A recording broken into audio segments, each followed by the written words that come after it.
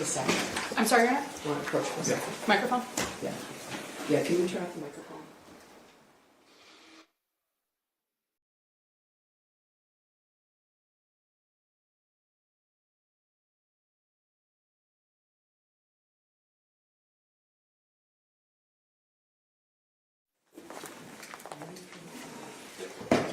Your Honor, calling People v. James Crumbley, case number 22279-989 FH. Good morning. Thank you, Marquise, on behalf of People. Good morning. Good morning, Your Honor. Mario Lehman on behalf of James Crumbley, who is standing to my left. Good morning. Can you address Mr. Crumbley? I can, thank you, Your Honor. All right. We're going to bring the jury in, okay? Thank you. Thank you, Judge.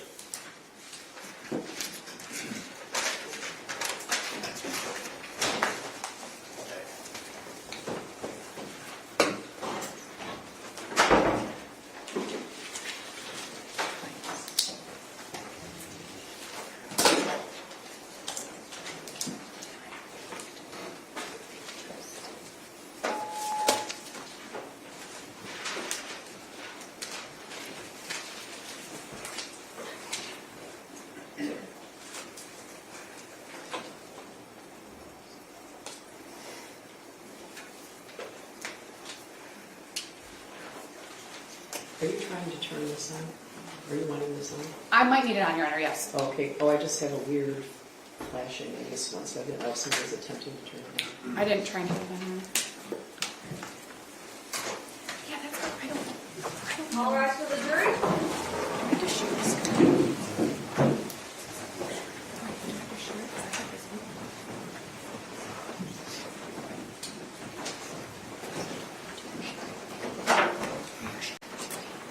Good morning. Can you see the... Thank you for being prompt. I want you to know that none of us slept in and we weren't sitting around drinking coffee, so we knew you were here and we're conscious of that. So we're going to continue. Mr. Bobrovsky, Mr. Lieutenant Sergeant Captain, could you raise your right hand? Do you swear or affirm the testimony you're about to give is the truth, so help you God? Yes, ma'am. All right, you can be seated, and would you then state your name for the record and spell your first and last name, please? Edward Wagrowski, E-D-W-A-R-D, last name W-A-G-R-O-W-S-K-I. Listen in. Thank you, Your Honor. Good morning. How are you? Good, how you doing, ma'am? I'm well, thank you. I may or may not use the screen, so I might bring up a paper exhibit to you if I need to. Yeah, this one doesn't appear to be, Let's it's stop you for a something's second. going on there. The issue I mentioned to you a minute ago, this screen is flashing. You know what, Your Honor, why don't you turn it off? I have the Yes. exhibits printed out, so if I need Okay. Mr. Wagrowski to look at it, I can walk up to All him. right, you can let RIT know. Okay. Thank Go you, Your ahead. Honor. Mr. Wagrowski, in November of 2021, you were employed by the Oakland County Sheriff's Office, Yes, that's correct. and you were employed in their computer crimes division. Correct. You testified yesterday that the main objective of your position was to obtain evidence for criminal prosecutions. I'm sorry, main objective Of your position was to obtain evidence against someone accused of a crime. on that day of November 30th? No.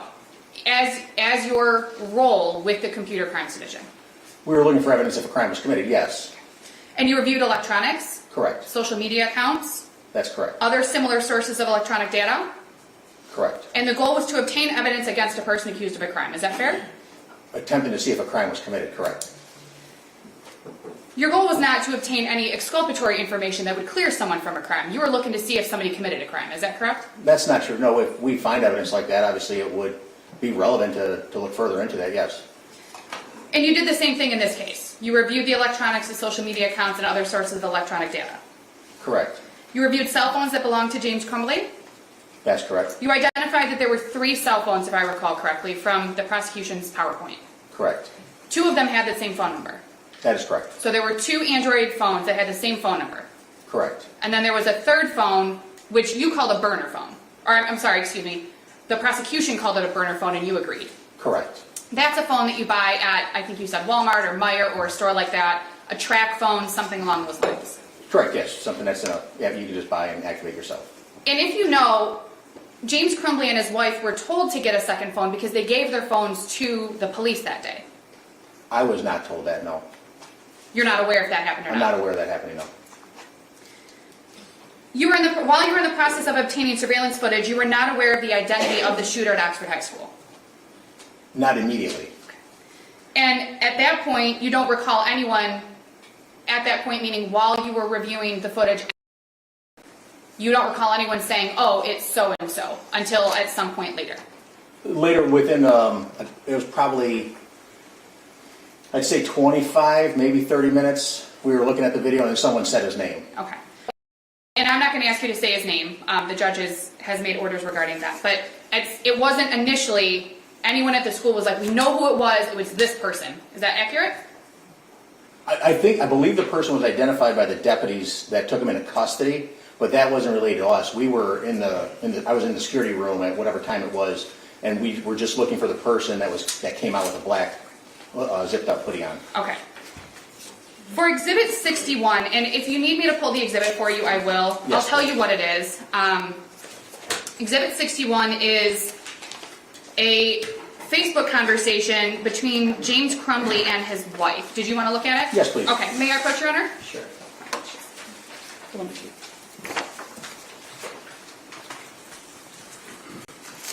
Do you recall reviewing that yesterday? Yes, I do. Okay. And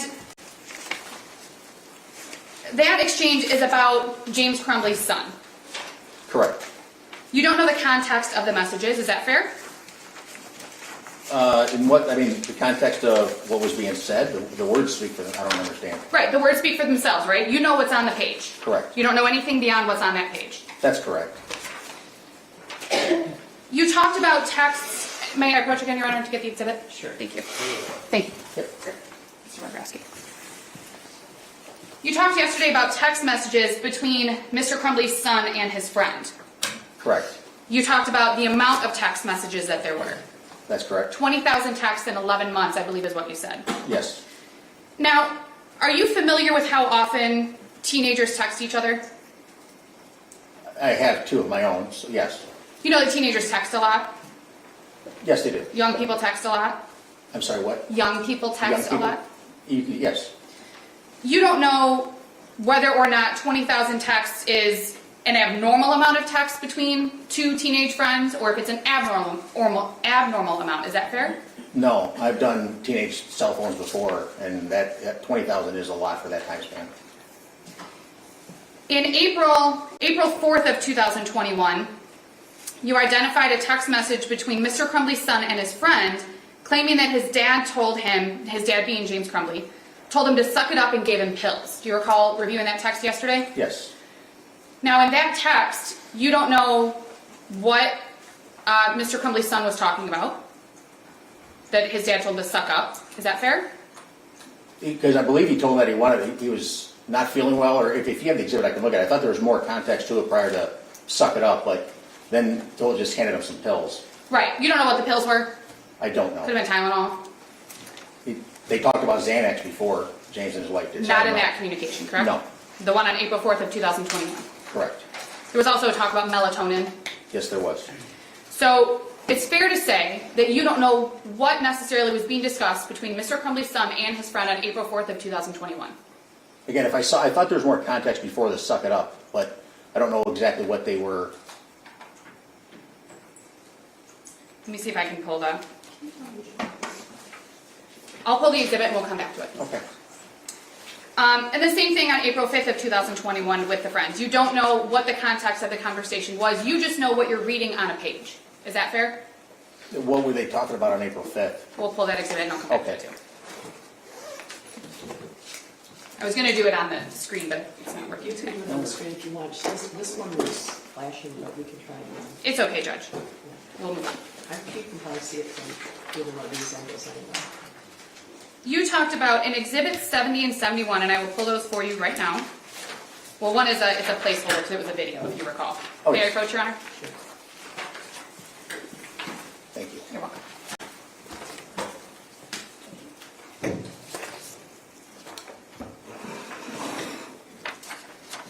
Exhibit 70 and 71 were a video sent from Mr. Crumbley's son to his friend, correct? Correct. And that was a video at 9:31 p.m. That's correct. on August 19th of 2021.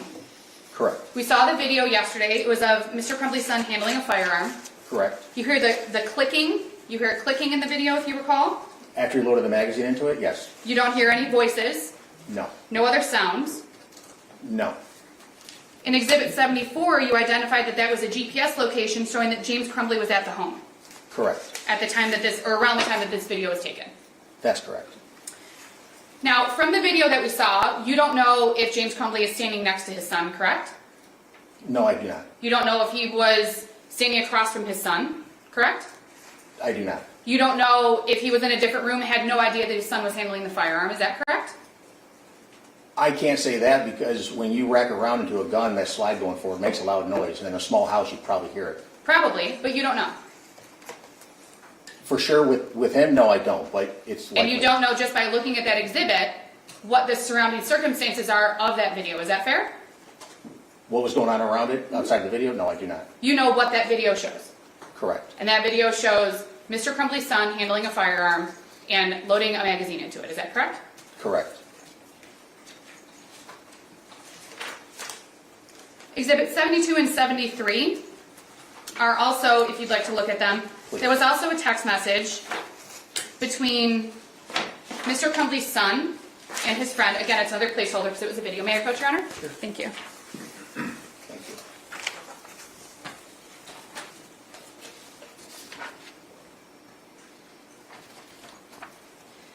And that was a video sent to Mr. Crumbley's son's friend at 8/20/21 Correct. at approximately 12:30 a.m. That's correct. In the text, after the video was being sent, Mr. Crumbley's son said to his friend that his dad left a gun out. Correct. You don't know if that's true. Is that fair? I mean, I don't know why he would lie to his friend that he talks to all the time. You don't know if it's true, correct? From this, it doesn't say that it's true or not, but I don't know why he would lie. The words on the page are the words on the page. Is that That's accurate? correct. You can't go back in time and get the answer, correct? You can't go back to August 20th of 2021 and figure out were you telling the truth that day? Go back to that day? No. I mean, Correct. you could ask the person that sent the text. Right. Exhibit 76 shows that James Crumbley was at the home at that date and time. May I approach again, Your Honor? Sure. Thank you. Yes, ma'am. Exhibit 76 is again another GPS location showing that James Crumbley was at the home on August 20th of 2021 at 12:30 a.m. Correct. And again, in the video that was shown, you can hear the clicking sound. I'm sorry, this was the loading of the magazine. That's correct, The other yes. one was something else. And just, yes, recorded it. Exhibit 72 and 73 is Mr. Crumbley's son loading the magazine into the firearm, Correct. and you hear that, Yes. and you see it on the video. Correct. You can hear kind of like a whirring, maybe like a fan or something in the background if you recall. I don't recall that, but okay. You don't recall hearing voices? Anybody talking at the time? Correct. No. No other sounds other than the loading of the magazine. And the slide going forward? And again, you don't know whether James Crumbley was standing there or not. Correct, I do not. You don't know if James Crumbley was in another room. The GPS says he was in the vicinity At of the the residence, house. correct? Yes. You don't know if he was maybe standing outside. You don't know, is my point. I don't, the video just limits to the gun, correct, but the GPS puts him at the house at 12:30 at night. If you were to say, well, this is what I think, and you said that similar to some questions a little bit earlier, well, the sound of the slide moving forward is loud, and you would hear it in a house that size. That's an assumption that you're making, correct? I've loaded a gun several times, and it does make a loud noise. You don't know You whether would or know not it's anyone happening. I'm sorry, I interrupted you. No, it's okay. You would know what's happening. I mean, if you have a house that's large on the second floor, then you probably wouldn't. But in a smaller house, it does, you have metal banging together. It makes a loud sound. You don't know, based on those exhibits that have been admitted, whether or not James Crumbley heard that sound. Whether he heard it, no. You don't know whether or not he was aware of it. No. You don't know if he was aware of it and standing right there. Correct. You don't know. I know the GPS puts him at the house. Exhibit 79 was a chain of text messages. May I approach, Your Honor? Sure. Thank you. Thank you. You're welcome. Is a chain of text messages between James Crumbley and his son's friend's father. Do you recall reviewing that yesterday? Correct, yes. James Crumbley's son's friend's father. Yes, I want to, yep, yes. You reviewed the text during your investigation in this case? Correct. You look at them yesterday. That's correct. This is the friend that Mr. Crumbley's son texted with so much, the 20,000 texts. That is correct. Mr. Crumbley was checking in on his son's friend. If you, and Yes, you can correct. look. Yep. Okay. That's correct. He was concerned because it had been brought to his attention by his son that he hadn't heard from his friend, if you recall. Yes, correct. If you recall from the text messages, the son's friend's father asked Mr. Crumbley not to say anything about the whereabouts of his son. Until he went to the hospital? Correct. Correct, yes. And he said, wait and let's see how my son wants to handle it. Correct. Okay.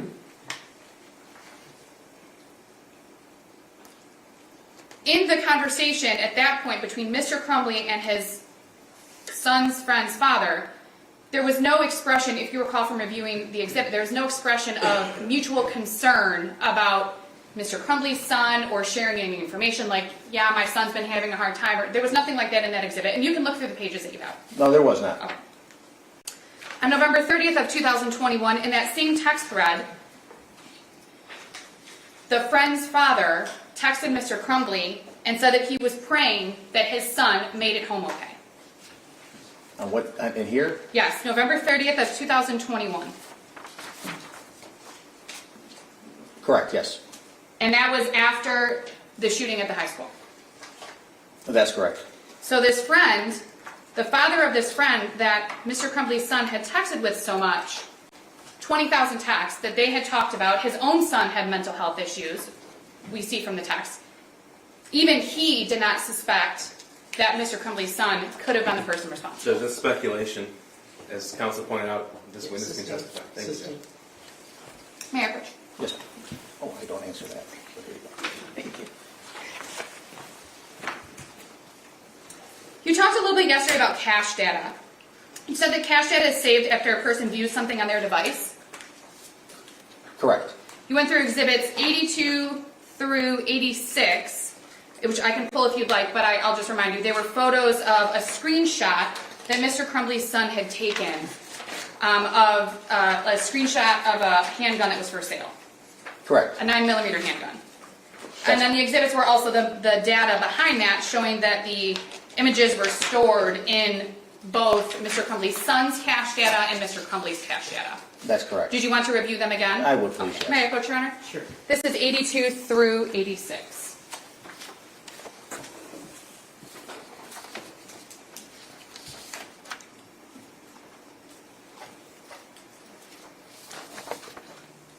Okay.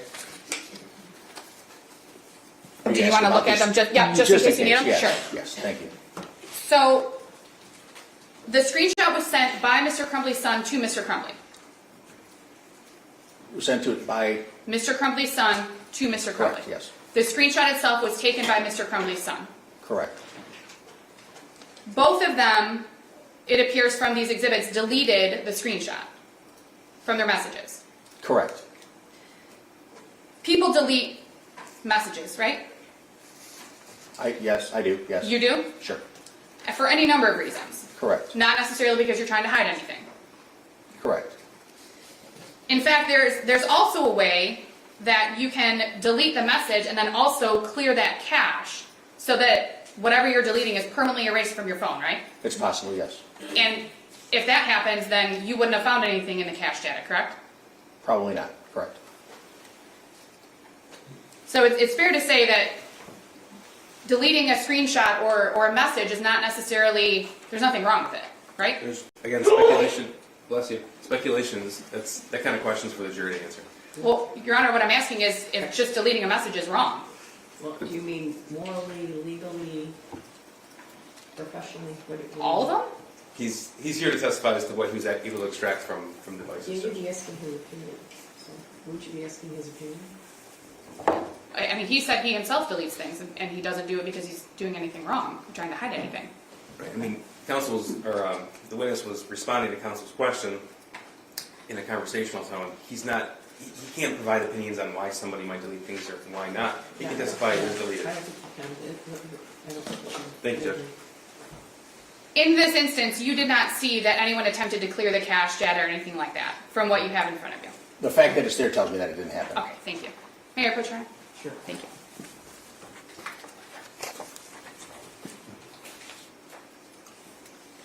We know that on June 26th of 2021, James Crumbley went to a firearm store where he bought a 6-hour 9mm handgun. And you talked a little bit about that yesterday, correct? Correct. What did I say? June. I'm sorry, Yeah. November 26th Yeah, I of knew what you meant. 2021. Yeah. There's been no dispute that James Crumbley bought a handgun on November 26th of 2021, to your knowledge. Correct. Exhibit 95 is an Instagram post made by Mr. Crumbley's son about the 6-hour handgun that was purchased by Mr. Crumbley earlier that day. Correct. Would you like to review Exhibit 95 again? Please. Mayor Pro Turner? Sure. Thank you. Thank you.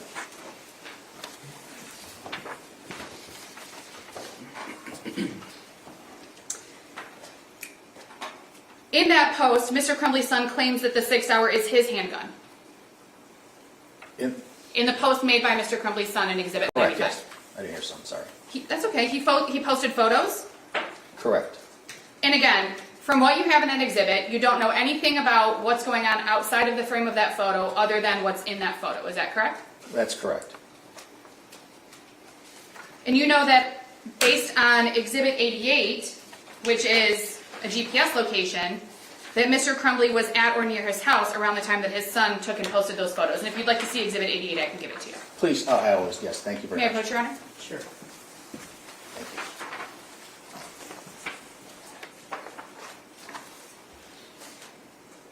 So reviewing Exhibit 88, you would agree that that exhibit shows that Mr. Crumbley was at or near his home at the time that, and if you need 95 back, I can give it to you, at the time that the post was made. That's correct. May I approach? Sure. Thank you.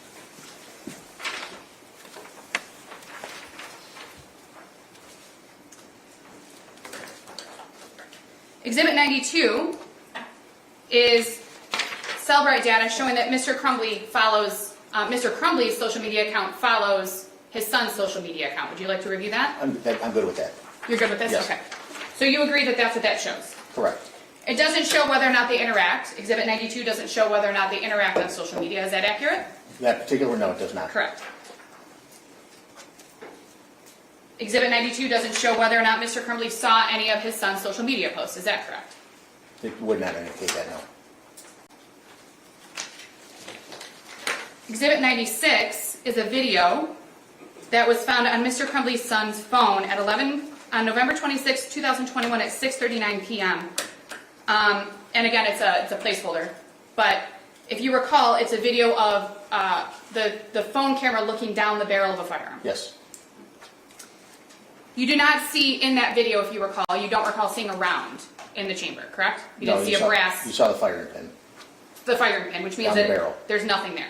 Correct.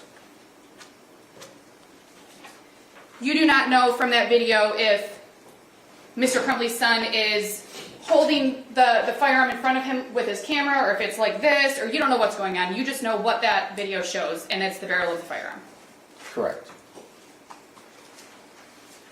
Exhibit 98 is a GPS location showing that Mr. Crumbley was at the home at the time that this video was taken. Did you want to look at Exhibit 98? No, I'm good. I remember that one. And you would agree that Exhibit 98 shows that Mr. Crumbley was at the home? Correct. And again, you don't know whether Mr. Crumbley was aware that his son was handling the firearm this way, correct? That's correct.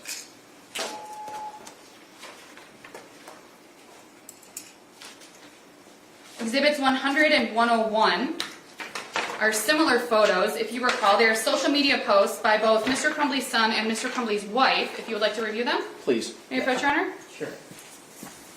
Both Thank you. 100 and 101. We can continue to approach it. Thank you, Your Honor. It is uncontaminated by this. Thank you, Your Honor. Okay. So those are posts by Mr. Crumbley's wife and his son, and they're shooting range targets. Correct. And it looks like they were shooting range targets that they used based on the posts. Based on, yes.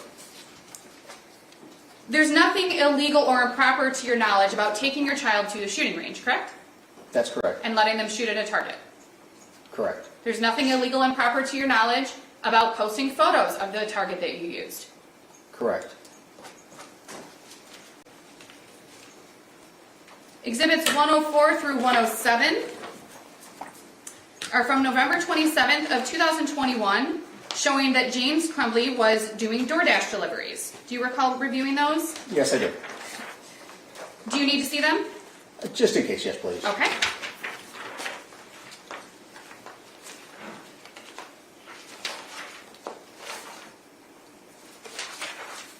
(104 through 107).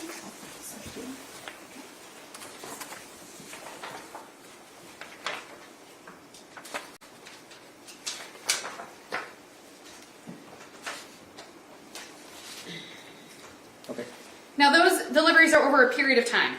correct. And we know that James Crumbley worked for DoorDash. We talked about that yesterday.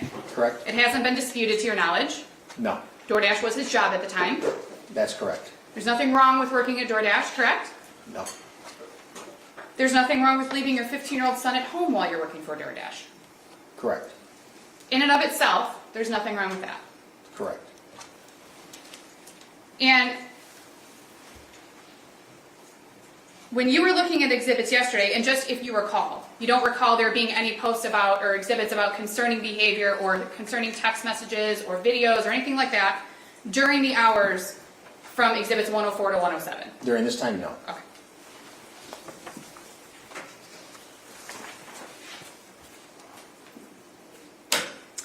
Talked about the horse barn yesterday, if you recall. Yes, You talked about the messages between James Crumbley and his wife about the horse barn. correct. In fact, you recalled that James Crumbley and his wife mentioned or talked about the horse barn 86 times in their messages that you reviewed. Going to a yes, correct.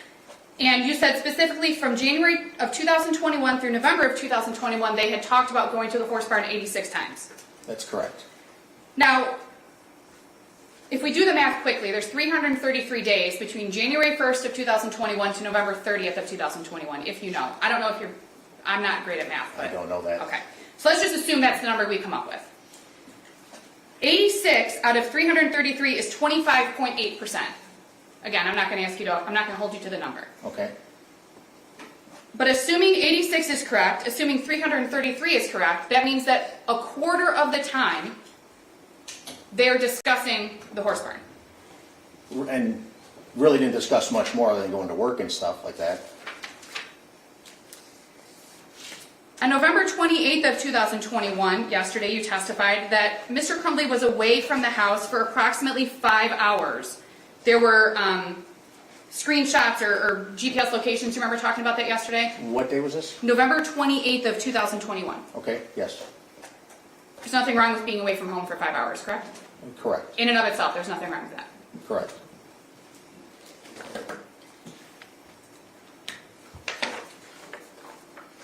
Exhibit 115, and I am going to bring this up to you, is a Facebook thread between James Crumbley and his wife. On November 29th of 2021 from 8:23 a.m. to 1 o'clock p.m. Okay, They are discussing issues with their horse. We correct, talked about it yesterday. We also learned in that time between 8:23 a.m. and 1 o'clock p.m. that Pamela Fine from Oxford High School called Jennifer Crumbley. correct. She left her a voicemail. Pamela Fine left Jennifer Crumbley a voicemail. That's correct. There was another exhibit showing that Jennifer Crumbley accessed that voicemail at approximately 11:49 a.m. Correct. In Exhibit 115, there's no discussion between James Crumbley and Jennifer Crumbley about that voicemail. There was not in this right here, no, but there was conversation where Jennifer asked James, did he tell you what happened at school today? And I'm going to get to that in just a second. Okay. But in that thread, there isn't anything, especially around 11:49 or even before 1 o'clock p.m., where it's mentioned, I got a voicemail from the school, this is what it was about. Is that fair? That's fair.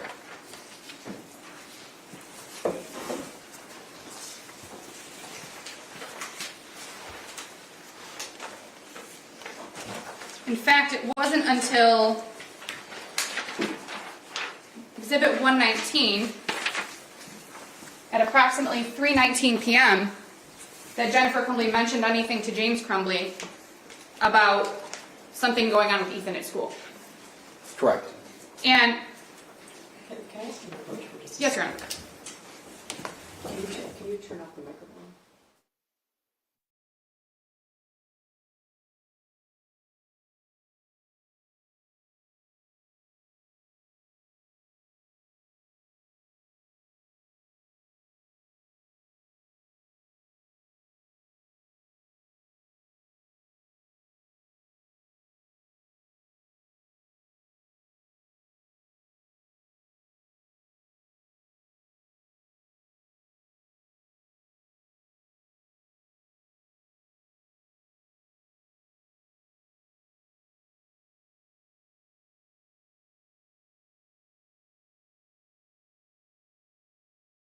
Their son talked about what happened at school. Correct. Now, there's an assumption that Mrs. Crumbley is asking Mr. Crumbley about the incident that led to the voicemail. Is that fair? There's an assumption. Nothing else to base that on happened that was the school called them about. And that's my point, right? Correct. And there was no conversation between James Crumbley and Jennifer Crumbley about that voicemail beyond what we see in that message, in the messages in 119, correct? Correct.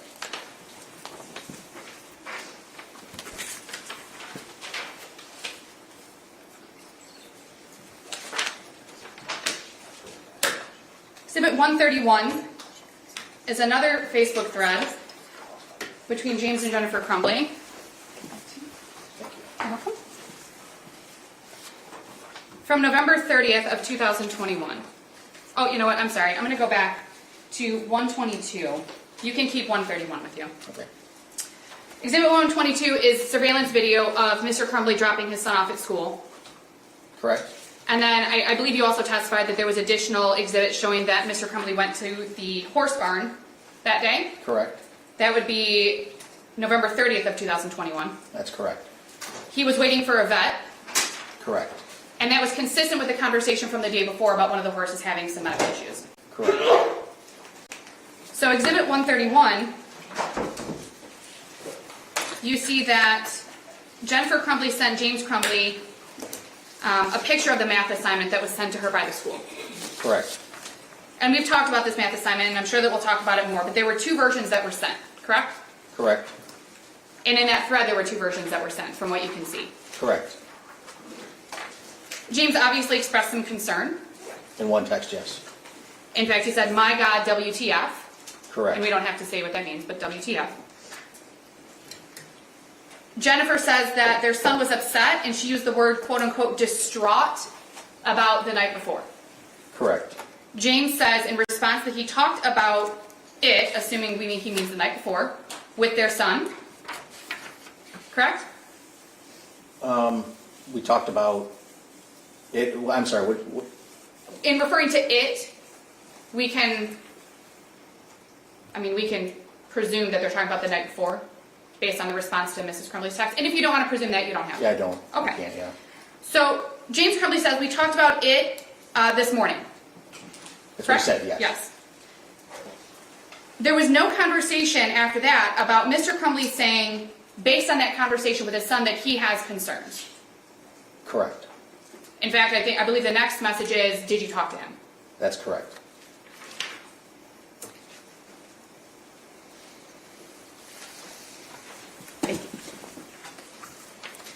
We know that on November 30th of 2021, James and Jennifer Crumbley went to Oxford High School.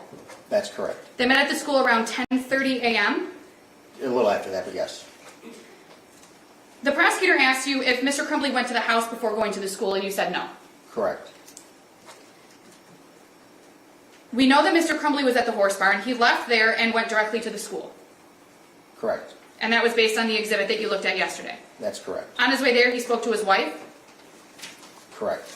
Mr. Crumbley and his wife met with Sean Hopkins at Oxford High School for approximately 13 minutes.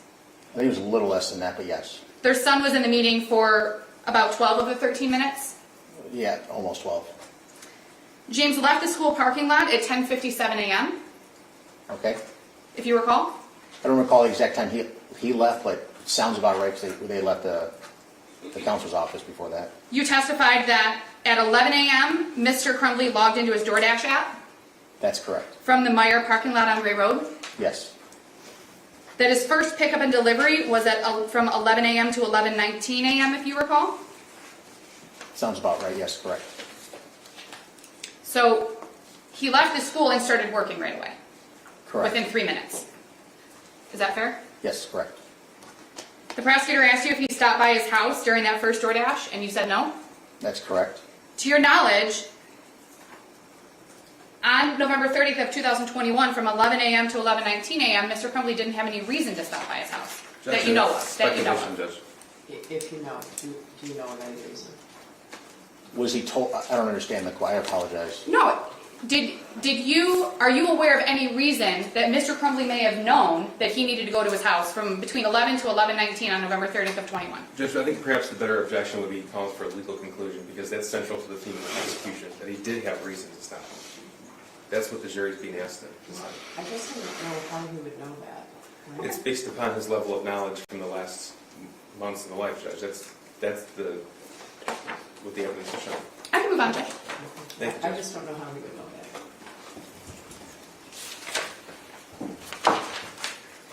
You identified Exhibit 147 as an email that was sent. Would you like to review it? I believe, that's fine, thank you. As an email that was sent from Oxford High School to James Crumbley. Correct. That was sent at sometime around 1 p.m. 109 p.m., but yes, That was after, actually, the shooting had ended. correct. In fact, you testified yesterday that the shooting was from 12:51 p.m. to 1300, Yes, correct, to 1 o'clock. correct, yes. That email doesn't show whether or not Mr. Crumbley received it. Is that fair? That right there doesn't tell me anything, other than it was sent to him. All that tells you is that there was an email sent from the high school to Mr. Crumbley. Correct. At that email address. Correct. And at that time. Correct.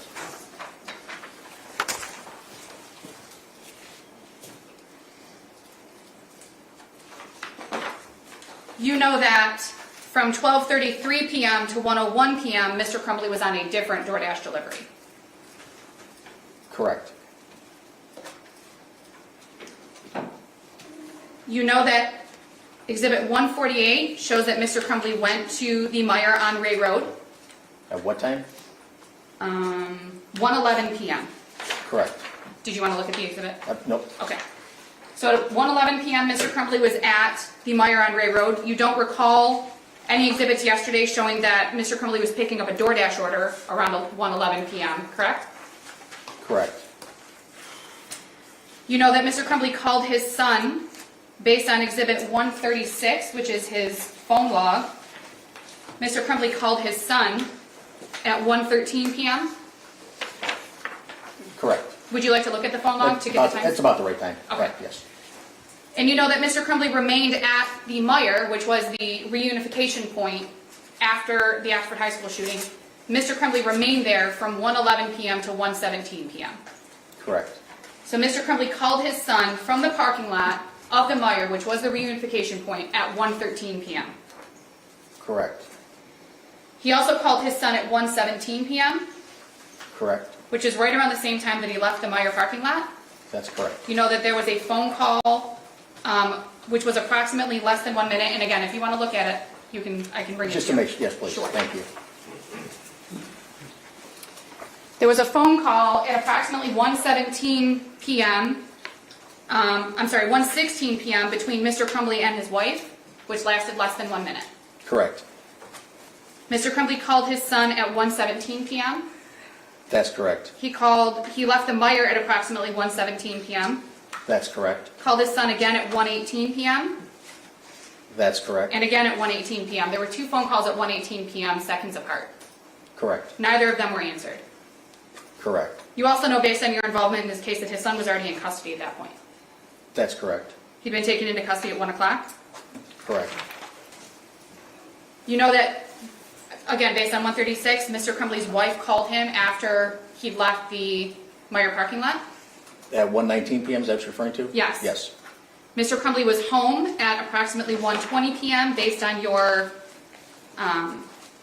the exhibits, if you recall. Correct. He was home while he was on the phone with his wife. That's correct. You know that during the time that he was at home, he called 911. Correct. He called 911 because he discovered that the Sig Sauer and the ammunition for the Sig Sauer were both missing. Speculation as to why he called 911, Judge. He said in the phone call why he called 911. Well, I guess that's a different question. You don't know why he called 911, but you did hear him. You did hear the 911 call that. Correct. Yes.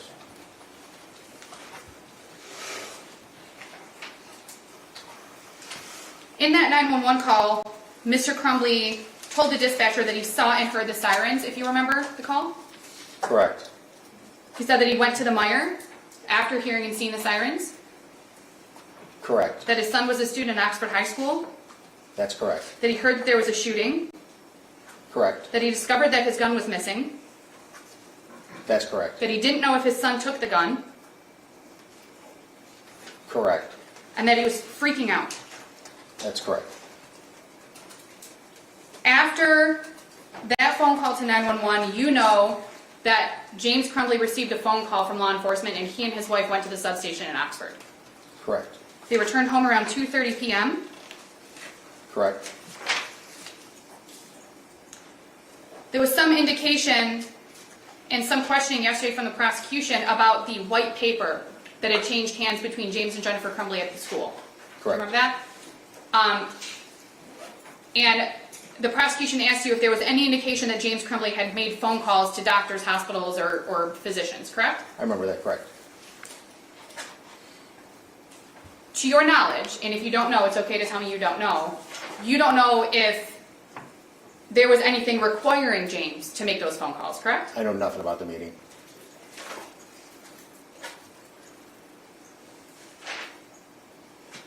And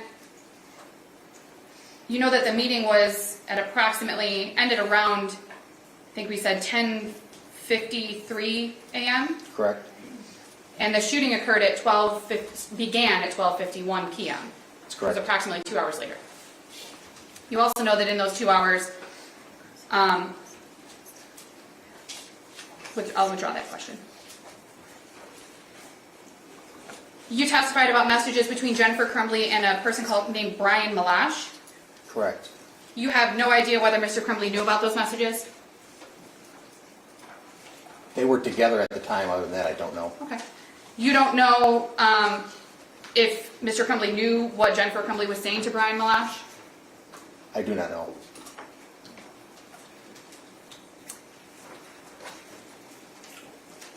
You know that at some point, Mr. Crumbley's son's name was made public. Correct. And it was fairly shortly after the shooting occurred, if you recall. I don't recall when it was. Were you aware that Mr. Crumbley and his wife began receiving threats to their safety as a result of what their son did at the high school? I know in some chat threads there was talk of that, yes. Were you aware that Mr. Crumbley and his wife had been made aware of some of those threats? Yes. Were you aware that there were concerns for Mr. Crumbley and his wife's safety as a result of some of those threats? Oh, I'm sorry. Oh, I was aware. Who was aware That about there were this? concerns for Mr. Crumbley and his wife's safety as a result of some of those threats? I know they I have received to object threats. as to the characterization of what a threat is and what a threat is not. It's, as we know, Judge, it's very subjective. Okay, so can you be more specific? I can move on, Your Honor. My question was mainly if he knew that this occurred, and he said that he did hear something about some threats. I can move on from it, Your Honor.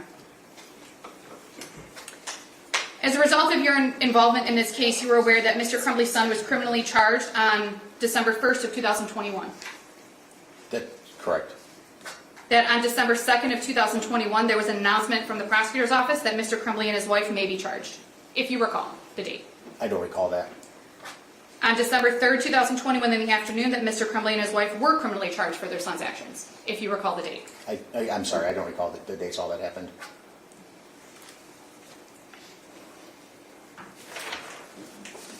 I have no further questions, Your Honor. Redirect. Thank you, Judge. Let's see if I can get this to work. Could you, I'm not positive it's going to work right. Okay, looks like it's working. So Sir, this This one's is just flashing like, it. This keeps flashing the screen. strobe light. Can you see the other screens? Yeah. I can see that one fairly well, yes. Okay. If you can't see it, we can give you a copy of the exhibit. We're going to have someone look at that. I have them printed if you need them. That's all right. I think. Okay, that's like flashing. Yeah. so. Okay. May I, Judge? Go ahead. Sir, you were asked about the shooter and his friend in that conversation that they had. Do you recall those questions? Yes. Okay, and then yesterday we had a discussion about that, specifically the amount of text in that conversation, the content of the conversation. Correct, yes. Okay. Now, from November the 30th of 2021 up until the time that the shooter was arrested October the 30th of 21 to November the 30th of 21 when he was arrested, were there any responsive text from the friend to the shooter? No, there was not. Okay. In that conversation, we talked about in April how the shooter expressed to that friend that he had asked his father for help. Correct. And you were asked about some context, and I think your answer was that there was more context to it, you just couldn't recall. So I'm going to show it to you. So we'll go through the entire exhibit. This is exhibit 67. This is the shooter. Like I hear people talking to me and see someone in the distance. That's April 4th of 21. Correct.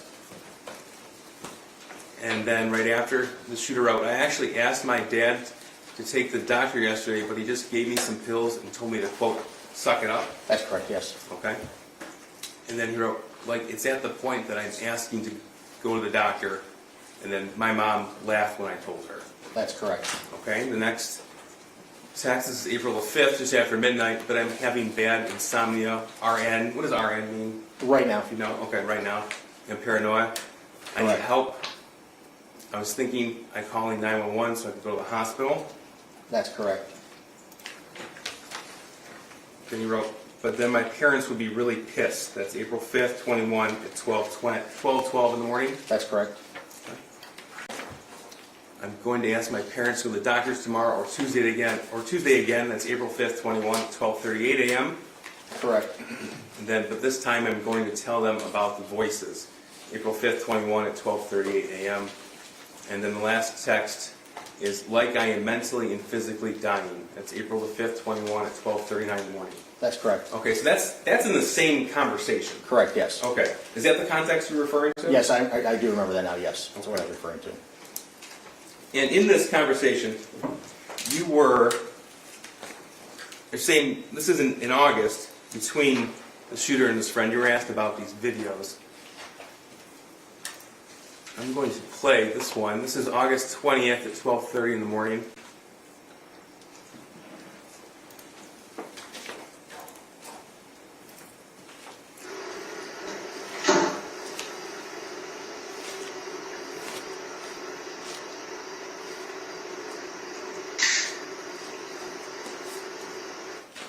Okay, is that the noise you were referring to? The noise that it makes when you... Yeah, the metal fire? is slamming together and putting the magazine in and slamming it on the table.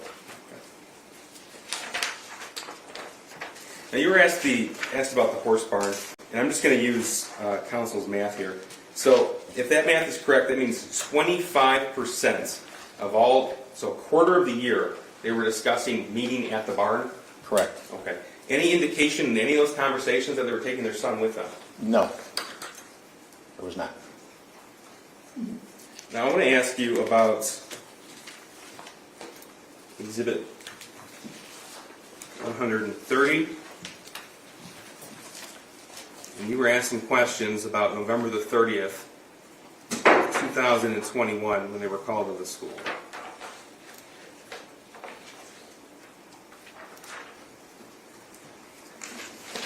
So we talked yesterday about James when he started door dashing on November the 30th. Do you recall that? Yes. Okay.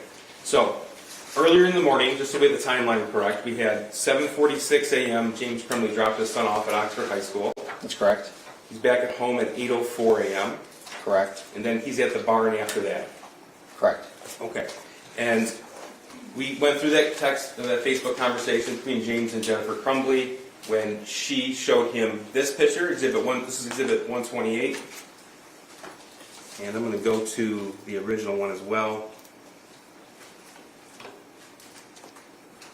which is 130. So we saw that Facebook conversation November the 30th, approximately 9:30 in the morning, when Jennifer Crumbley sent this to James Crumbley.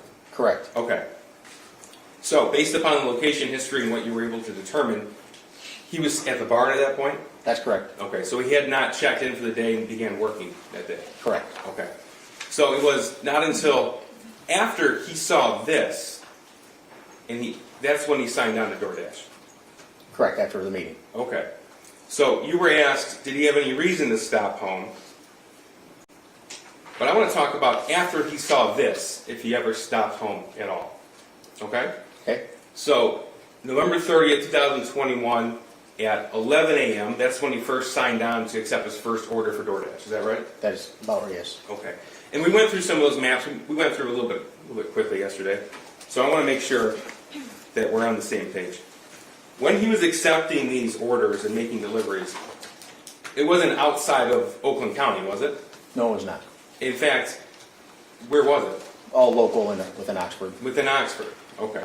And he actually drove by his house at least 4 times from the point that he saw this to the point the shooting started. That's correct. And never once did he stop home. No, he did not. Now, yesterday you mentioned how you responded to the scene and you went to the mire first. Yes. Okay. And that's the mire that James Crumbley was at when he received the alert of the active shooting at Oxford High School. That's correct. Okay. And you were helping parents find their kids when you were there? Yes. You talked a little bit about the school buses and what you saw. How many parents were there? Dozens of just standing around in the cold.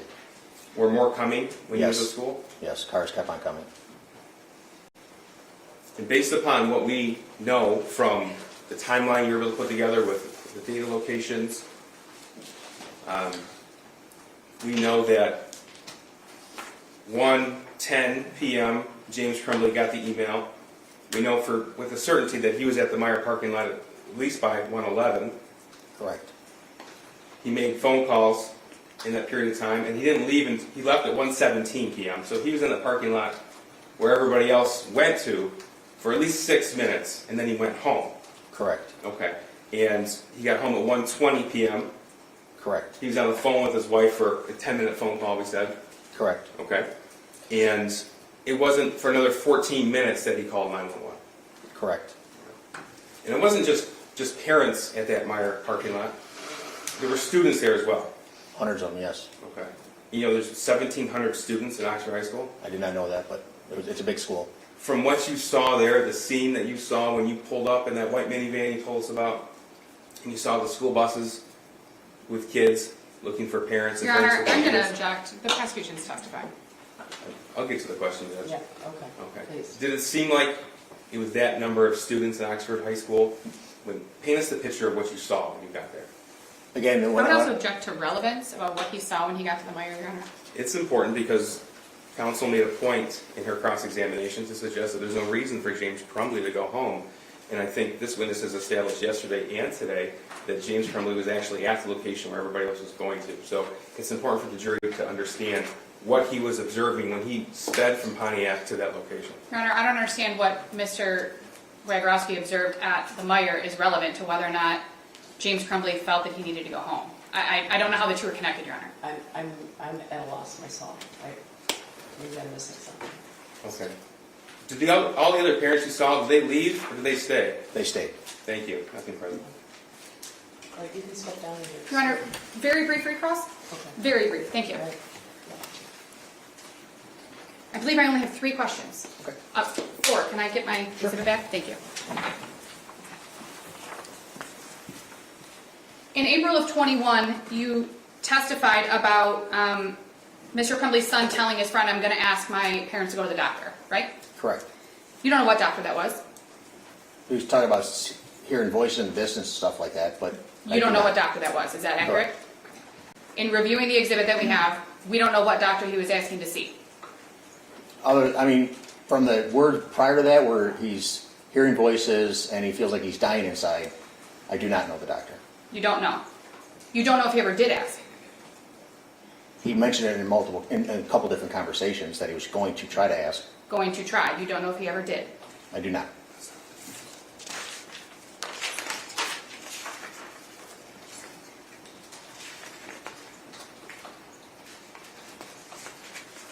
One moment, please.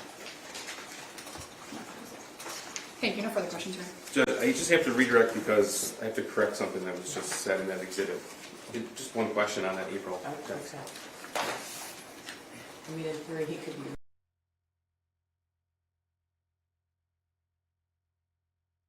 Happy not to, so.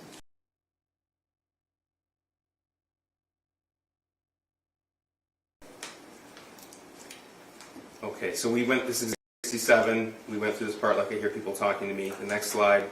I actually asked my dad to take to the doctor yesterday. Correct, yes. Okay, is that your recollection? Yes, as well? Okay. correct. Thank you, Judge. Anything further? One question. Sure you know what it is. You don't know what doctor that was, right? Other than the context of the information prior to that. That's the answer, Yeah, Judge. he asked an answer. He said he doesn't know. He said he doesn't know. Thanks, Judge. Okay, so I'm gonna let you step down, and you're excused. Okay, thank you, ma'am.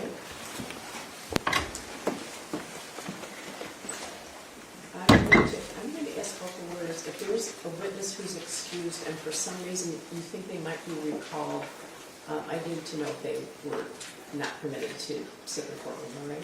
Yes, If sir. someone's excused, I presume that they're able to sit in the courtroom, so if there's a reason, why not, just let me know.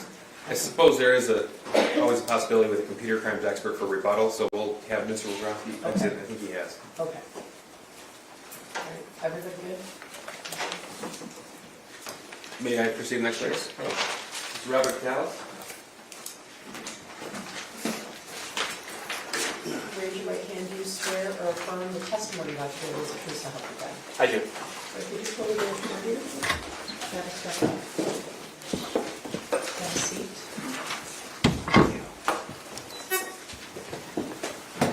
Could you state your name for reference, spell your first and last name? Robert F. Cotelis Jr., ROBERT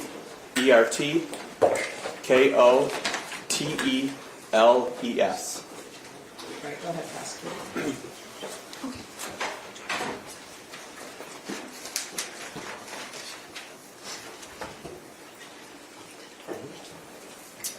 I'm sorry, may I proceed? Thank you.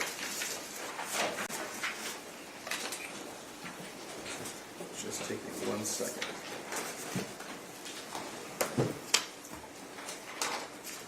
Good morning, sir.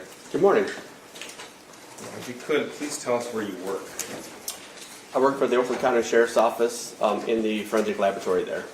Okay. And how long have you been with the Oakland County Sheriff's Office? I'm in my 17th year. And prior to working with the Oakland County Sheriff's Office, did you work in law enforcement? Yes, I did. And what did you do and where did you work? I worked for the City of Pontiac at the police department, and where I was a crime scene investigator there for almost 9 years. Okay. So all told, law enforcement, you've been involved over 25 years. It will be 25 years on March 17th of this year. Okay. And what is your specific role right now with the Sheriff's Office? I'm a latent print supervisor along with the crime scene supervisor for crime scenes out in the field. Okay. And tell us specifically about crime scene supervision. What does that mean? Well, I run a unit of, I have 6 employees, including myself, that respond to crime scenes when called upon to do an investigation out in the field for identification of evidence, documentation, preservation, and collection of evidence to be used to help figure out what happened at crime scenes. Okay. So you said when called upon, is it every crime scene that you and your team are called out, or does it just depend on the circumstances? Typically, for the crime scene unit to be called out, it has to be of a major crime or of a heinous nature, typically murders and maybe sexual assaults that are covered that would need to be processed at a higher level than other evidence technicians that I have on the road. Okay. So how often would you or your team be called out, let's say, on a weekly basis? Right now, our average is probably twice a month, so Thankfully, we don't have a murder happen every day in the county of Oakland. So major crimes that we are doing are probably a couple a month. Sometimes it may be more, sometimes it may be less, but right now statistically we're about 2 times a month. Okay. Now, prior to joining the sheriff's office, did you have the opportunity to attend an Institute of Higher Learning? Yes, I have a forensic science degree from Michigan State University, and I've taken continuing education classes ever since then upon my employment in 1999. So when you say continuing education, is this a field that's evolving? Every day. Okay. And then do you have training to evolve along with it? Yes, there is a yearly conference that I'm a member of, the IEI, which is a conference and a huge body of people that we get together and talk about technology and how everything advances in not only latent prints but crime scene investigations, to make sure that we kind of stay up with the new technology and that we're utilizing that technology to assist in crime scene processing. Now, how often would you say in your career you've processed a crime scene? Oh man, I'd have to say in the thousands. Now, when I say process a crime scene, I guess that suggests an answer there. Is there a specific process that you go through when you're reviewing a crime scene? I mean, there's definitely a standard as far as the basics, I would say. Upon arrival to a crime scene, you're going to do an assessment, maybe what we call a walkthrough. You're going to assess what you actually have at that crime scene, trying to identify anything that may be important to that case.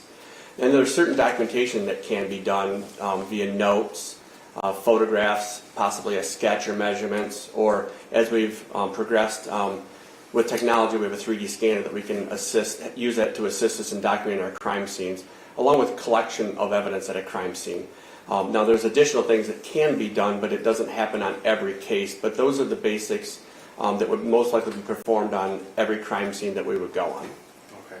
Now, prior to undergoing that, is there a conversation that you or a member of your team would have with a detective in charge? Absolutely. With the OIC, so that way we would know what we're kind of looking for. If we know the cause of this crime scene, if it's a homicide, if it's a stabbing, we're looking for a knife, if it's a shooting, we're looking for firearms evidence, so that we can kind of get an idea. Now, if we find something that may be different, then we would, get with that OIC or that detective and let them know of our findings on our initial walkthrough. Okay. I'd like to direct your attention now to November the 30th of 2021. Do you remember that day? Yes, I do. Okay. Were you working that day? Yes, I was. In what capacity were you working? It was during day shift, and so I was working in the actual laboratory that day. Okay. And at that point, were you the crime scene supervisor? Yes, I was. Okay. And were you the individual on call if anything should happen that day? Yes, I was. Okay. So, were you called in to process the crime scene at Oxford High School November 30th, 2021? Yes, I was. Did you actually go to that location? Yes, I did. Do you recall approximately when you arrived there? It was 2:40 in the afternoon. I received the call at 1:15, and by the time I assembled my team and grabbed our resources, it was 2:40 before I got up to the actual high school. Okay, so that was after the scene was cleared, is that right? At the beginning stages of being cleared. Okay. Now, I'd like to talk to you about your specific process and your role when you arrived at Oxford High School November the 30th of 21. Okay. All right, so you arrived there about 2:40, you said, with your team? Correct. Okay, and tell us, please, what's the first thing you did when you arrived? Waited for guidance on what was going to be done first. So the first information was that I needed to collect a firearm that was the result of what had taken place at the high school. Okay. And did you do that? Yes, I did. Okay. And tell us how that occurred, please. The firearm was located within a garbage can, a small waste paper basket garbage can that was placed there by a deputy that had collected the item from the individual. So I viewed it, photographed it, and then collected it at that time. Okay. And that firearm, after it was collected, was taken to the forensic laboratory at the Oakland County Sheriff's Office. May I approach, Judge? This has been admitted People's 28. This is forensic laboratory report, request number 6. So just to confirm, that was authored by Mr. Robert Charlton from the Sheriff's Your Honor, Office. I'm gonna object. These are leading questions. He can review the exhibit and testify about the exhibit, Your Honor. It's already been admitted. So Well, yeah, the exhibit's admitted, but she wasn't objecting to the exhibit, she was Okay. objecting to the leading question. that's fine. Was that weapon confirmed to be the murder weapon? Yes, it was. Okay. And is that reflected in that report?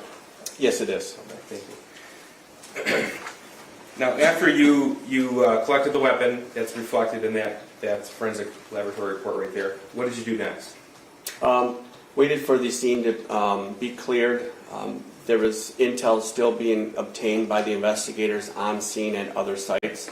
So it was several hours before me and my team actually got into the high school to see what I actually had, or what we actually had as far as for crime scene processing.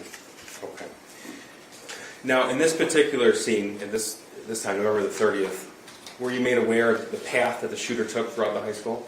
I was given a general direction, and then the scene was contained to one wing of the high school. Okay. And do you recall the number or the name of that wing? It was the 200 wing of the high school. And when you process a scene, do you also author a report? Yes, I do. May I approach the witness? Sure. This is Exhibit 14. Sir, take a look at that and tell me if you recognize it.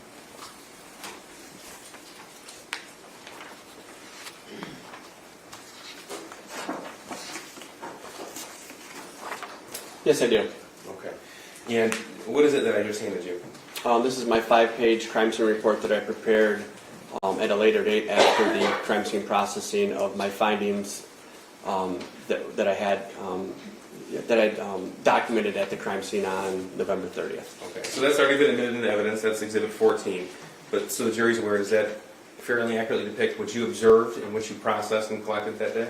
Yes, it does. Okay.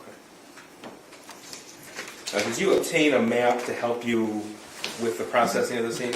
Yes, I did. I call maybe a blueprint or a schematic of the overall diagram of the entire school. Okay. And after you obtain that, do you make notations on that? Yes, there was a couple of us that worked on the actual schematic of the location of the evidence and the victims within the high school. I'm going to show you. May I approach Judge with that screen on?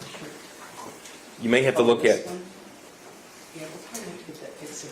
See if you push that on, it becomes strobe lights.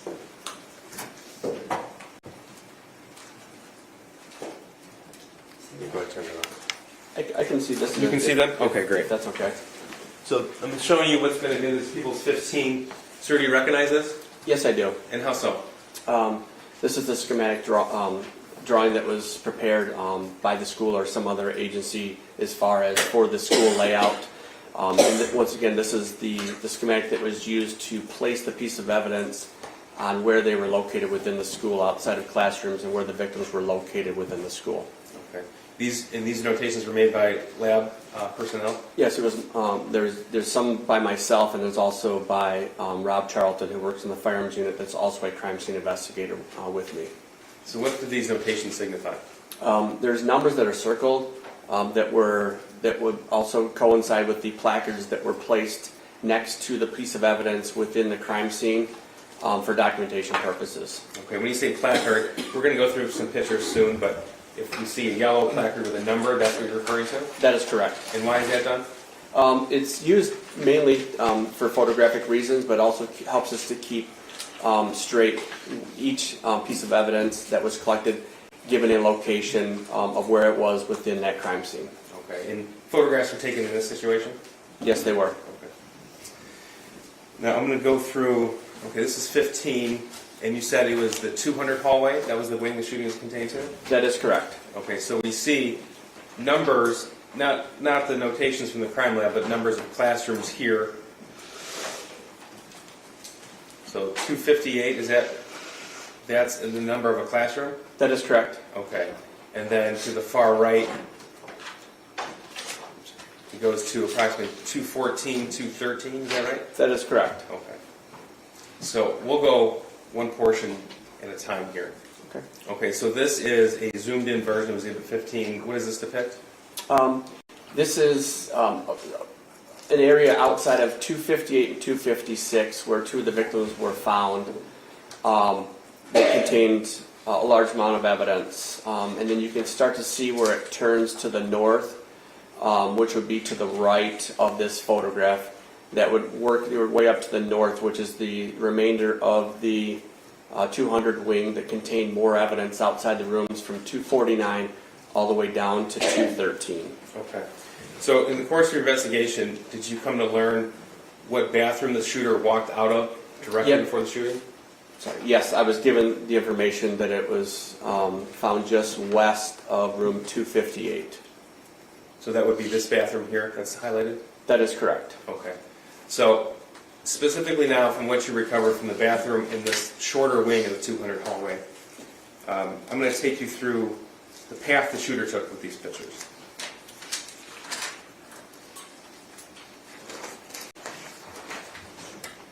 Judge, two of these pictures have images that I'd ask the court to instruct the media not to film. Your Honor, I'm not going to object to that. I am going to just indicate for the record, I believe that it's Exhibit 17 and Exhibit 26 that I will be objecting to, renewing objections that I made previously on the record to those two photographs. Okay. Is that correct, Mr. Peace? Both of those things are correct, and I did want the court to know that we did speak with the victims prior to the trials, and they understand. Okay, so you're right now presenting exhibit number 17? First, it'll be Exhibit 16, but then it's Exhibit 17 after that. Okay, so that they're, both of those images cannot be shown Correct. to the press? And are the victims who are here familiar with what those photos contain? Yes, Judge. So that they're welcome to exit if they feel the need, right? Thank you, Judge. Okay, so you guys get it, right? Which two? The next two, 16 and Next two 17. after this? Oh, Yeah. I'll make sure before I display it on the screen to let the court know. Okay. Okay, so we'll start with the bathroom next to 258. That's Exhibit 16 here. And what does this photograph depict? This is in the stall within the bathroom, which would be found just west of room 258, that contained a red backpack and miscellaneous items such as electronic equipment, books, journals. There's a Gatorade bottle, amongst other miscellaneous items. Okay, so all of that was collected as evidence? That is correct. Okay. Judge, the next photograph is Exhibit 17. I asked the media not to film this. Yes, could you refrain from that? I'm just going to shoot the witness. Okay, thank you, thank you. Okay, He's filming, you're filming the witness? Yeah. thank you. This is Exhibit 17. What are we looking at here? This is a photograph taken outside of that bathroom that I just spoke of. This photograph is taken from the west to the east, showing the hallway that would be found just south of rooms 258 and 256. And you can start to see the yellow placards that I spoke of to depict the evidence that was found in that hallway area, along with one of the victims that's found in the middle of this photograph, but on the right-hand side of the hallway when you're looking east. So that's Hannah St. Juliana, and then the other victim is Madison Baldwin, is that correct? That is correct. It's hard to see on this photograph because it's far away, but it would be on the left-hand side of the hallway, further east as you move down the hallway. Okay. Sir, tell us what you recovered from this portion of the 200 hallway. There were several fire cartridge cases. There were 14 found, 14 fire cartridge cases found in this portion of the hallway, along with several fired bullets and bullet fragments along this hallway area that were found in several areas of the hallway. What's the cartridge case? The cartridge case is the portion of a bullet that actually holds the bullet itself. And in a semi-automatic weapon, it will eject from the side of the weapon, so the bullet will go through the barrel portion or the end of the firearm. And the fire cartridge case will then eject more than likely out the right-hand side, depending on which firearm we're talking about. About 99% of semi-automatic weapons will eject to the right. So the bullet will go out the barrel, and the fire cartridge case that held that bullet portion will eject to the right-hand side of that weapon. Okay. So in order for it to be a fired cartridge case, that would have to mean that the gun was actually fired. That is correct. Okay. So with 14 fired cartridge cases, that would indicate that the gun was shot 14 times in this portion of the hallway? That is correct. Now, continuing down the shooter's path, I'm going to ask you what happened, or what you located past rooms 256 as the hallway curves to 249. So this is room 258 on the left. Next to that is room 256. And as it curves, it's 249. Is that your recollection? That is correct. Okay. This is People's Exhibit 18, so this is further down the same portion of the 200 hallway. That is correct. It's just past the second victim on the left-hand side. All right. Tell us what was located here. There was more fired bullets and fired cartridge cases, along with a empty gun magazine that was located just around the corner from this evidence here. Okay.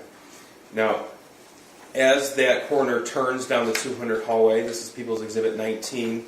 I should say for the record, all these have been admitted. Counsel did state her objections on the record, but this court ruled upon. Yes. Thank you, Judge. Correct. This is Exhibit 19. What are we looking at here? This is now a photograph taken from the south to the north. As we're moving, I would say down in the numbers, but it's up as far as like if you're thinking about going north, down the 200 wings. So you're moving away from that bathroom where everything may have started. And this is once again indicating the evidence that was located from room 249 to 213, which ended up containing 18 more fired cartridge cases in this area. Okay. So we had 14 in the shorter portion of the 200 hallway and 18 from room 249 to 213 down this long hallway? That is correct. Okay. And again, that means the firearm was fired 18 more times there, at least what you recovered? That is correct.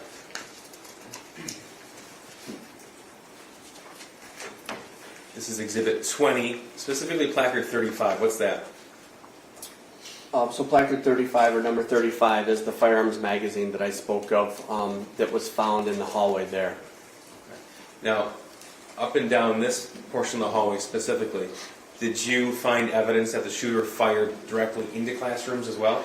Yes, there were several classrooms that were found to be fired into. Okay. This is Exhibit 21, depicting classroom 247.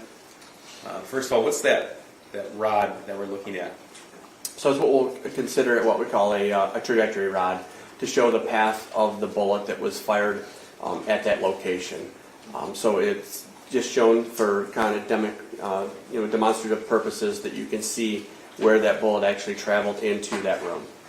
Okay, so this indicates to us that the gun was shot directly into room 247. That is correct, right through the door trim there. This is Exhibit 22. This is depicting classroom 244. What do we see here? Once again, a trajectory rod was inserted into the window portion. It got shattered, but it still stayed intact. But you can see the trajectory rod showing where the bullet passed through the window that was fired in room 244. And this is Exhibit 12. It's room 224. What do we see here? You can see the room, the door to the room. There are 3 trajectory rods that were placed in it to show that there was 3 shots that were fired into room 224. This is Exhibit 10. This is also room 224 with the door open. That is correct. And you can see on the inside of the door, it's just the continuation of that trajectory rod to show, that those shots were fired into that room. Okay. And we have Miss Darnell, Molly Darnell testified yesterday. This was her classroom. This is what you refer to in the window here. That is correct. Okay. And then the file cabinet. Yes, there was, I would say in the window is what we call a perforation. So one of the bullets passed through the door and then went through the window that was never found because it went out into the exterior of the school. There was what we call a ricochet that was found in the file cabinet, which is right there in the middle that the prosecutor is highlighting. There was also what we call another ricochet that hit the chair, the backing of the chair, and then eventually a fired bullet was found embedded in a book that was found on the bookshelf behind the teacher's desk. Okay, thank you. And that's room 224. Here's Exhibit 23. This is classroom 223. We have a side-by-side view of this. What do we see here? Once again, this is showing how a bullet would have struck the door. This actual impression shows that the bullet hit something additional prior to hitting this door, so it's what we call a tumbling bullet. So instead of being like a round impression or a pattern where a bullet would be circular, The bullet has now changed its path and it's tumbling, so now it hit it kind of going sideways. And that's depicted on the right-hand side there, that you can see the sticker that was placed below it. Here's Exhibit 24. This is classroom 220. What do we see here? Once again, you can see there's a trajectory rod and the outside of the door showing the path of travel that the bullet was fired into room 220. And finally, Exhibit 25. This is classroom 215. What do we see here? Once again, these are trajectory rods. They're just a different color because we ran out of pink, but we're on to orange trajectory rods that are fired into the window outside of room 215, showing that the bullets were fired from the outside to the inside of that room. Okay, thank you, sir. Now, did you come to learn that once the shooter reached rooms 213, 214, that he backtracked down the 200 hallway? I was told that information. Okay. Sir, did you process the men's bathroom in the 200 hallway that was across from classroom 233? Yes, I believe it was either 233 or 231. It was in that same general area. The camera person is asking when they can resume. After the next picture, Judge. Okay. This is Exhibit 26. So what do we see here? This is a photograph taken outside of that bathroom that we're talking of, outside or across from 231. You can start to see inside the bathroom there's a black backpack, along with there's a, I believe it's a live round or a cartridge as we call it, just found outside of the bathroom. And then you can start to see that there's a large pool of blood inside of that bathroom area. And this is just the entrance to the bathroom itself from the exterior of the hallway. Did you come to learn this is where Justin Schilling was killed? Yes, I was. Did you also recover a fired shell or fired cartridge in this area as well? Yes, a fire cartridge case was located in this bathroom. Is that included in the count of 18 you described earlier? Yes, it is. Sir, you mentioned earlier the firearm was recovered. This is Exhibit 27. Is this a photograph right outside of that bathroom that we just saw? Yes, it was not taken by me because the firearm had been collected by the on-scene deputies when the suspect was apprehended. Okay. But that is the firearm that you collected? That is correct. And it's a 6-hour 9mm handgun? Correct. Now, based upon your crime scene investigation, how many times did the shooter fire that weapon inside Oxford High School on November the 30th? 32 times. And how many unfired rounds, how many bullets were recovered, either from that magazine or elsewhere? 18. So a total of 50 rounds of 9mm ammunition was taken to Oxford High School? That is correct. Thank you. I have nothing further, Judge. Oh, should I give them a break right now? Does that make sense to you? You guys need a break? Yes. What's that? Either or. I mean, we'll need a longer break to fix the monitors as well, Judge. I don't know how long Cross will take this witness. No Might make cross sense. No problem. No crouch runner. Oh, okay. Do they ask someone about the monitor? Okay. I'm going to give you about a 10-minute break. I always say that, and then, I go back there and fires erupt. So we're going to need a moment to fix this monitor so that the witness can see it. It's kind of flashing. It's distracting. So, but someone will be right here. So we're going to give you about a 10-minute break, all right? All right, you can step down when you're excused. Thank you, Your Honor. All rise for the jury.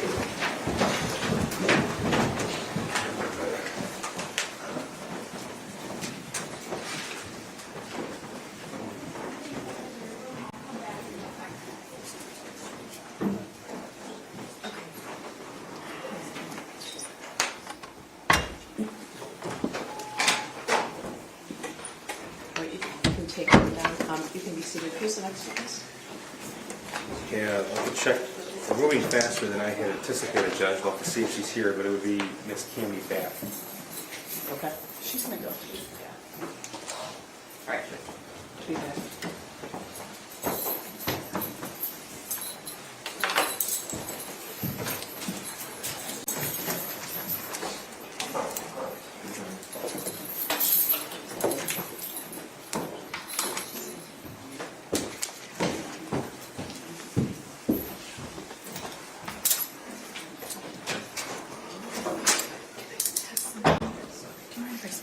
Yeah, you go ahead.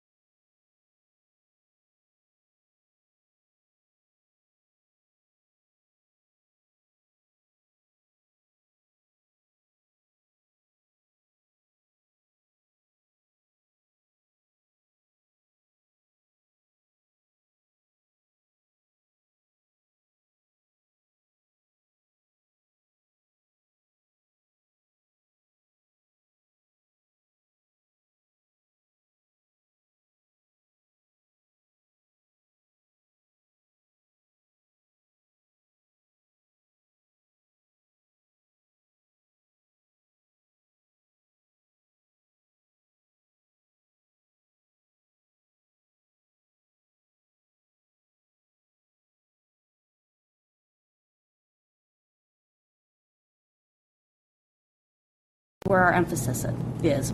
We continue to work with county, state, and federal agencies regarding the debris management. The Environmental Protection Agency has been engaged and is working directly with the township to handle these operations. Today, EPA is on site and has begun the process of collecting potential contaminated fire debris and other hazardous substances, including vape pens and lithium batteries. EPA has also mobilized a high hazard specialist team to manage the damaged and intact cylinders that are on site and around adjacent properties. EPA is assessing the community surrounding the site for potential contaminated fire debris. So again, what's important for the community to know and to reach out is if you see any of this debris or any of these cylinders, please call 586-469-5502 or go to our website and click on that top public safety alert banner and fill out the self-reporting survey. Thank you. So it was a big deal. We had 10 EPA members join us yesterday, and we believe we're going to have another 10 today, so we will have 20 of them working pretty much all day long, every day until it's clean, and we're very grateful for that. Safety is still the most important thing that we're working with. We don't know